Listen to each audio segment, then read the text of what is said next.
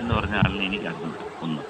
രണ്ടാമത് അദ്ദേഹത്തിൻ്റെ എന്താണ് സ്റ്റേജ് ഷോസ് ഞാൻ കണ്ടിട്ടില്ല.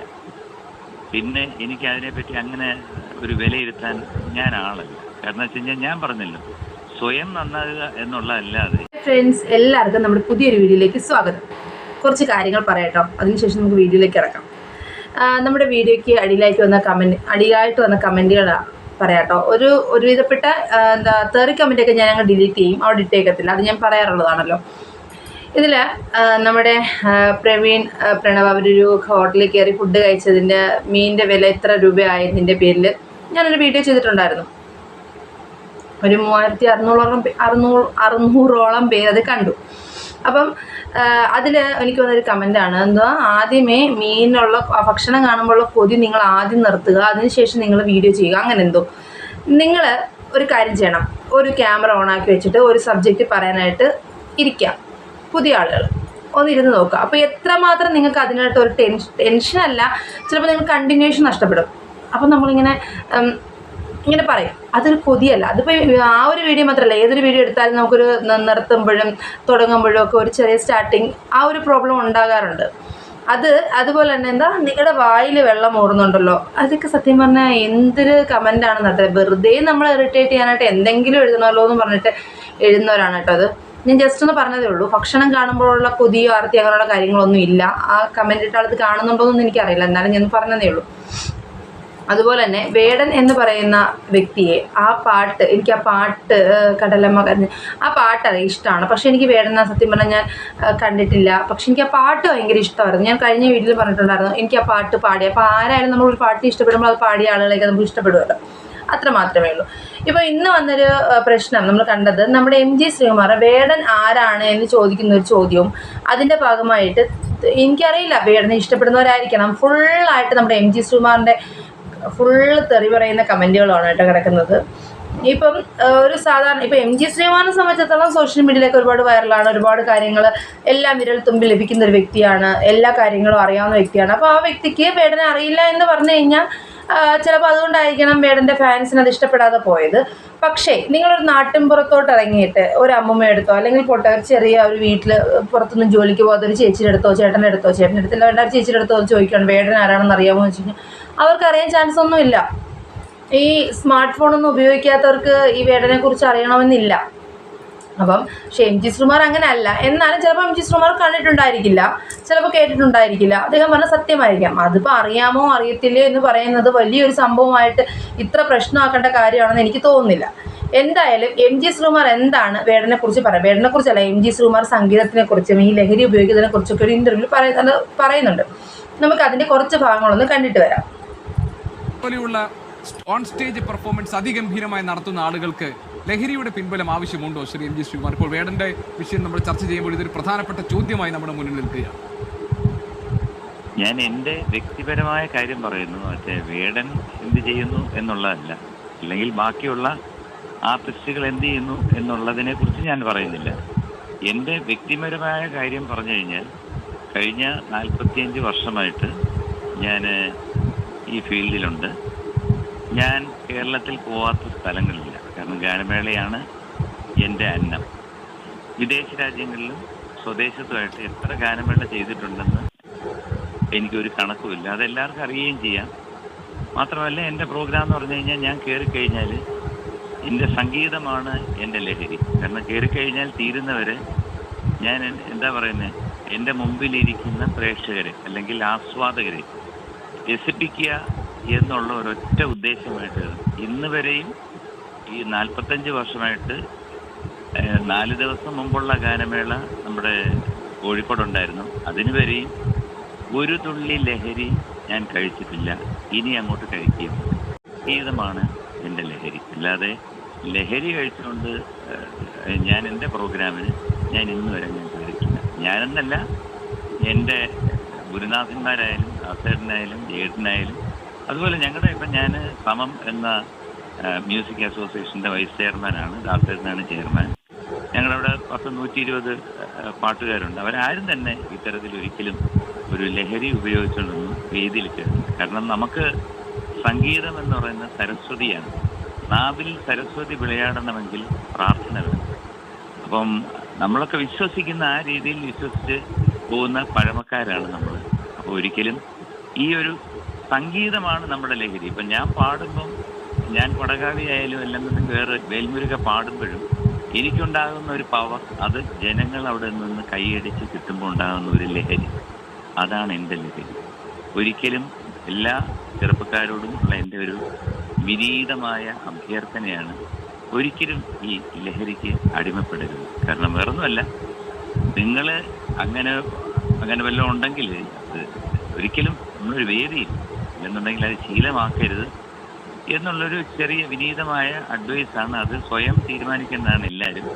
ഞാൻ അഡ്വൈസ് ചെയ്യാൻ ആളല്ല, ഞാനൊരു പാട്ടുകാരനാണ്. പക്ഷേ എൻ്റെ ജീവിതം ഇന്ന് വരെ ഒരു തുള്ളി ലഹരി തൊട്ടുകൊണ്ട് വിദേശത്തായാലും സ്വദേശത്തായാലും കഴിഞ്ഞ 4 ദിവസം മുമ്പ് വരെ തുടങ്ങിയിട്ട് ഞാൻ ഏകദേശം 45 വർഷമായി. ഇന്ന് വരെ ഞാൻ ചെയ്യത്തില്ല. കണ്ടല്ലോ. അപ്പം അദ്ദേഹം പറയുന്ന അദ്ദേഹത്തിൻ്റെ ഒപ്പീനിയനാണ്. അദ്ദേഹം 45 വർഷമായി ഈ ഒരു മേഖലയിൽ വന്നിട്ട് അദ്ദേഹം സംഗീതത്തിനെ നാമിനെ സരസ്വതിയെ കാണുന്നു. അതുകൊണ്ട് തന്നെ അദ്ദേഹത്തിൻ്റെ ലഹരി എന്ന് പറയുന്നത് സംഗീതമാണ്. ലഹരി ഉപയോഗിക്കാതിരിക്കുക, ഉപയോഗിച്ച് കഴിഞ്ഞാൽ നമ്മുടെ ഭാവിയെ പോലും നശിപ്പിക്കുക, അങ്ങനെയൊക്കെയാണ് അദ്ദേഹം പറയുന്നത്. അദ്ദേഹം പറയുന്ന കുറച്ച് കാര്യങ്ങളൂടെ കാണാം നമുക്ക്. ാണ് പക്ഷെ എൻ്റെ ജീവിതം ഇന്ന് വരെ ഒരു തുള്ളി ലഹരി തൊട്ടുകൊണ്ട് വിദേശത്തായാലും സ്വദേശത്തായാലും കഴിഞ്ഞ 4 ദിവസം മുമ്പ് വരെ തുടങ്ങിയിട്ട് ഞാൻ ഏകദേശം 45 വർഷമായി. ഇന്ന് വരെ ഞാൻ ചെയ്യത്തില്ല. ഞാൻ അഡ്വൈസ് ചെയ്യാൻ ആളല്ല, ഞാനൊരു ഇപ്പം MG ശ്രീകുമാറിനെ വിമർശിക്കുന്നവരായാലും എനിക്ക് പറയാനുള്ളത്, MG ശ്രീകുമാറിൻ്റെ ഈ വീഡിയോയുടെ കുറച്ച് ഭാഗങ്ങൾ സോഷ്യൽ മീഡിയയിൽ പ്രചരിച്ചിട്ടുണ്ട്. ആ ഭാഗം എടുത്തിട്ടാണ് ഇവരിത് കേട്ടിട്ടാണ്, അല്ലാതെ ഇത് ഫുൾ എന്താണ് ഇദ്ദേഹം പറഞ്ഞതെന്നോ ഇദ്ദേഹം വേടനെ വിമർശിച്ചിട്ടുണ്ടോ വേടനെ അപമാനിച്ചിട്ടുണ്ടോ എന്നൊന്നും കാര്യങ്ങൾ മനസ്സിലാക്കുന്നില്ല. ഇത് എന്തെങ്കിലും അറ്റവും മുറിയും കണ്ടിട്ട് അങ്ങ് വിമർശിക്കാനും തെറി വിളിക്കാനും നിൽക്കുന്ന ഒരു കൂട്ടം ഫാൻസ് ഉണ്ട്. നല്ല ഫാൻസിനെ കുറിച്ചല്ല ഞാൻ പറയുന്നത്. ഫാൻസ് എന്ന് പറഞ്ഞ് നിൽക്കുന്ന ഒത്തിരി ടീംസ് ഉണ്ടല്ലോ, അവരെ കുറിച്ചാണ് പറയുന്നത്. ഇത് വേടൻ, എനിക്ക് വന്നൊരു കമൻറ്റാണ്, വേടൻ്റെ കൂടെ 9ഓളം പേരുണ്ടായിരുന്നു, വേടൻ അത് ഉപയോഗിച്ചിട്ടില്ല എന്ന് പറഞ്ഞിട്ടുണ്ടായിരുന്നു, എന്നിട്ട് നിങ്ങളത് ചെയ്ത് എന്താണെന്നൊക്കെ ചോദിച്ചൊരു കമൻറ്റ് ഉണ്ടായിരുന്നു. പക്ഷേ ഞാൻ കണ്ടത്, വേടനൊരു പോസ്റ്റിനകത്ത് ഞാൻ കണ്ടത്, ഞാൻ മദ്യപാനവും പുകവലിയൊക്കെ ഇതൊക്കെ ഞാൻ ഉപയോഗിച്ചിട്ടുണ്ട്, ഇതിൽ നിന്നൊക്കെ മാറ്റി ഞാൻ പുതിയൊരു വ്യക്തിയായിട്ട് വരാൻ ശ്രമിക്കാം, ഈ ചേട്ടനോട് ക്ഷമിക്കണം എന്നും പറഞ്ഞിട്ട് വേടൻ്റെ പോസ്റ്റാണ് ഞാൻ കണ്ടത്.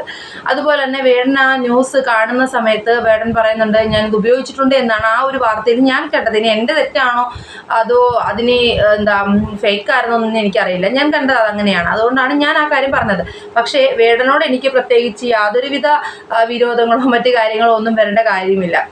പിന്നെ ഇത് പറയുന്നുണ്ട് വേടനെ ആളുകൾ ഇതിൽ കുരുക്കിയതാണ്, വേടൻ നിരപരാധിയാണ്. അതൊക്കെ നമ്മുടെ നിയമത്തിന് മുന്നിൽ തെളിയിക്കാവുന്ന കാര്യമേ ഉള്ളൂ അല്ലേ. ഇപ്പം നമുക്ക് അങ്ങനെയൊന്നും ആരെയും പിടിച്ചൊന്നും ശിക്ഷിക്കാനൊന്നുള്ള നിയമമൊന്നുമില്ല. ആരുടെയും സത്യസന്ധത വെളിച്ചത്ത് കൊണ്ടുവരാൻ സാധിക്കും. അതുപോലെ തന്നെ നമ്മുടെ പുലിനകത്തിൻ്റെ ഒരു വീഡിയോ ഇതുണ്ടായിരുന്നു, അതിലും ഉണ്ടായിരുന്നു നമ്മുടെ മോഹൻലാലിൻ്റെ കഴുത്തിലുണ്ട്, സുരേഷ് ഗോപിയുടെ കഴുത്തിലുണ്ട്, ജയറാമിൻ്റെ കഴുത്തിലുണ്ട്. പിന്നെ വേടൻ മാത്രം ഉപയോഗിച്ചപ്പോൾ എന്താണ് തെറ്റ്, അതൊക്കെ ചോദ്യം ചെയ്യേണ്ട കാര്യങ്ങളാണ്. അതിനൊക്കെ നമ്മൾ അംഗീകരിക്കുന്നു. നമ്മൾ പറയുന്നത് നിങ്ങളെ ഒരുപാട് ആളുകൾ ആരാധിക്കുന്നുണ്ട്, ഞാൻ അതേ പറഞ്ഞോളൂ, ആരാധിക്കുന്നുണ്ട്. അപ്പം നിങ്ങൾ തെറ്റ് ചെയ്തു എന്ന് ഞാൻ പറയുന്നില്ല, ചെയ്തിട്ടുണ്ടെങ്കിൽ അത് തിരുത്തുക. നിങ്ങൾ ഒരുപാട് പേര് അനുകരിക്കുന്നവരുണ്ട്. അപ്പോൾ അവർ നിങ്ങൾ എങ്ങനെയാണോ ഫേമസ് ആയത്, നിങ്ങളെ എങ്ങനെയാണ് വളർന്നു വന്നത്, നിങ്ങളെ പാട്ട്, നിങ്ങളുടെ കഴിവ്, നിങ്ങളെ ഇഷ്ടപ്പെടുന്നവരെല്ലാം നിങ്ങൾ അതുപോലെ അനുകരിക്കാൻ ശ്രമിക്കും. അപ്പോൾ അതിൽ നിന്ന് നമ്മുടെ ഈ അടുത്തൊരു തലമുറയെ രക്ഷിക്കാൻ വേണ്ടിയിട്ട് നിങ്ങൾ അത് ഉപയോഗിക്കാതിരിക്കുക. നിങ്ങളെ ആരാധിക്കുന്ന അനുകരിക്കുന്നവരെ നിങ്ങൾ ചതിക്കാതിരിക്കുക. ആ ഒരു കാര്യമേ ഞാൻ പറയുള്ളൂ. അത് വേടൻ ഉപയോഗിച്ചെന്ന് ഞാൻ പറയുന്നില്ല, വേടൻ ഉപയോഗിച്ചില്ലെങ്കിൽ നല്ല കാര്യം. വേടനെ ഇഷ്ടപ്പെടുന്നവർക്ക് അത് സഹിക്കാവുന്നതിൽ ഉപരിയാണ്. അതുകൊണ്ടാണല്ലോ ഇത്രയും കുറച്ച് ആളുകൾ, എനിക്ക് തോന്നുന്നു 750 ആ റേഞ്ചിലുള്ള ആളുകൾ മാത്രമാണ് എൻ്റെ വീഡിയോ കണ്ടേക്കുന്നത്. അത്രയും പേരിൽ പോലും ഇത്രമാത്രം ഹീനമായ രീതിയിൽ തെറി പിടിച്ചിട്ട് കമൻറ്റുകൾ വന്നപ്പോൾ അത്രമാത്രം നിങ്ങളെ ഇഷ്ടപ്പെടുന്നവരുണ്ടായിരിക്കണമല്ലോ.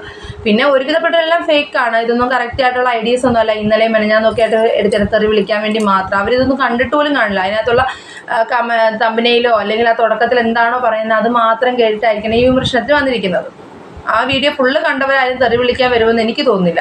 ഇത് എൻ്റെ ഒരു അപേക്ഷയാണ്, നിങ്ങളൊരു വീഡിയോ കാണുമ്പോൾ ഫുള്ള് കാണാൻ ശ്രമിക്കുക, കണ്ടതിന് ശേഷം നിങ്ങൾ വിമർശിക്കുക. എന്തായാലും MG ശ്രീകുമാർ വേടനെ കുറിച്ച് പറയുന്ന കുറച്ച് ഭാഗങ്ങളുണ്ട്, നമുക്ക് അത് കാണാം. വേടനെ കുറിച്ചല്ല, വേടനെ അറിയില്ല എന്ന് പറയുന്നൊരു ഭാഗമുണ്ട്, അതുകൊണ്ട് കണ്ടിട്ട് വരാം. കാര്യത്തിൽ പിടിച്ചപ്പോൾ ഈ വേടന്റെ സംഗീതത്തെയും വേടന്റെ സ്റ്റേജിലുള്ള പെർഫോമൻസിനെയും ഒക്കെ ഈ ഒരു ഒറ്റ സംഭവത്തിന്റെ വെളിച്ചത്തിലാണോ നമ്മൾ വിലയിരുത്തേണ്ടത്? അങ്ങനെ ഒരു അഭിപ്രായം താങ്കൾക്കുണ്ട്? കാരണം 2-3 കാര്യങ്ങൾ പറയാം. എനിക്ക് ഈ വേടൻ എന്ന് പറഞ്ഞ ആളിനെ എനിക്ക് അറിഞ്ഞു, ഒന്ന്. രണ്ടാമത് അദ്ദേഹത്തിൻ്റെ എന്താണ് സ്റ്റേജ് ഷോസ് ഞാൻ കണ്ടിട്ടില്ല.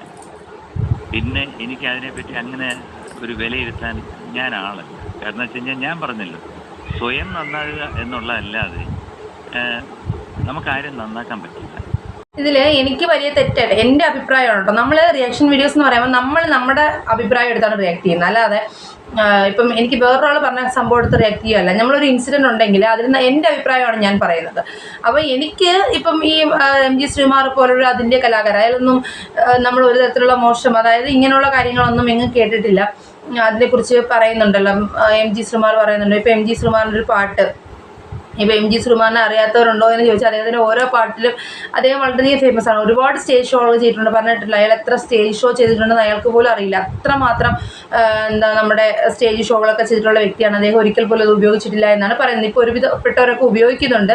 അത് ഉപയോഗിച്ച് കഴിഞ്ഞാൽ അവരുടെ ഭാവി നഷ്ടപ്പെടുമെന്നാണ് അദ്ദേഹം പറയുന്നത്. അല്ലാതെ വേടൻ അത് ഉപയോഗിച്ചു, വേടൻ അങ്ങനെയാണ് ഇങ്ങനെയാണ് എന്നൊന്നും വേടനെ കുറിച്ച് ഇവിടെ പറയുന്നില്ല. വേടൻ ആരാണെന്ന് എനിക്കറിയില്ല, വേടൻ്റെ സ്റ്റേജ് ഷോ ഞാൻ കണ്ടിട്ടില്ല എന്ന് മാത്രമേ പറയുന്നുള്ളൂ. അതൊന്നെങ്കിൽ അദ്ദേഹം കണ്ടിട്ടുണ്ടായിരിക്കില്ല, അതായിരിക്കാം സത്യം. അല്ലെങ്കിൽ ഇവിടെ അത് പറയാനായിട്ട് ഇഷ്ടപ്പെടുന്നില്ലായിരിക്കും. അതൊക്കെ അവരവരുടെ സ്വാതന്ത്ര്യമാണ്. അതിനൊക്കെ എടുത്ത് ഇങ്ങനെ വിമർശിക്കേണ്ട ആവശ്യമില്ല. എന്തായാലും നിങ്ങൾ ഫാൻസ് അസോസിയേഷനുകളും ഫാൻസുകളും ഒക്കെ ചെയ്യേണ്ട, നിങ്ങൾ വീഡിയോസ് ഫുള്ള് കാണുക, അതിനകത്ത് എന്താണ് അദ്ദേഹത്തെക്കുറിച്ച് പറയുന്നതെന്ന് മനസ്സിലാക്കുക, അതിനുശേഷം അതിനെതിരെ പ്രതികരിക്കുക. ഒന്നും അറിയാതെ ചുമ്മാ അത് ആവശ്യമില്ലാതെ കയറി തെറി വിളിക്കേണ്ട ആവശ്യമില്ല. ഇപ്പോൾ MG ശ്രീകുമാർ പറഞ്ഞ കാര്യങ്ങൾ ഞാനിവിടെ വീഡിയോയിൽ ഉൾപ്പെടുത്തിയിട്ടുണ്ട്. നിങ്ങളത് കാണുക, എന്നിട്ട് പറയുക MG ശ്രീകുമാർ എന്ത് തെറ്റാണ് ഇതിൽ ചെയ്തിരിക്കുന്നത് എന്നുള്ളത്. ഓക്കെ, എന്തായാലും നിങ്ങൾ കമൻസിൽ രേഖപ്പെടുത്തുക, സഭ്യമായ ഭാഷയിൽ രേഖപ്പെടുത്തുക. നിങ്ങൾ തെറി വിളിക്കുന്നത് ഉപേക്ഷിക്കുക. അതുപോലെ തന്നെ നിങ്ങൾക്ക് എന്ത് വിമർശനമാണ് ഉള്ളതെങ്കിൽ അത് കമൻ്റായിട്ട് രേഖപ്പെടുത്തുക. ഓക്കെ ഫ്രണ്ട്സ്, പുതിയൊരു വീഡിയോ കാണുന്നത് എല്ലാവർക്കും tata bye bye, see U.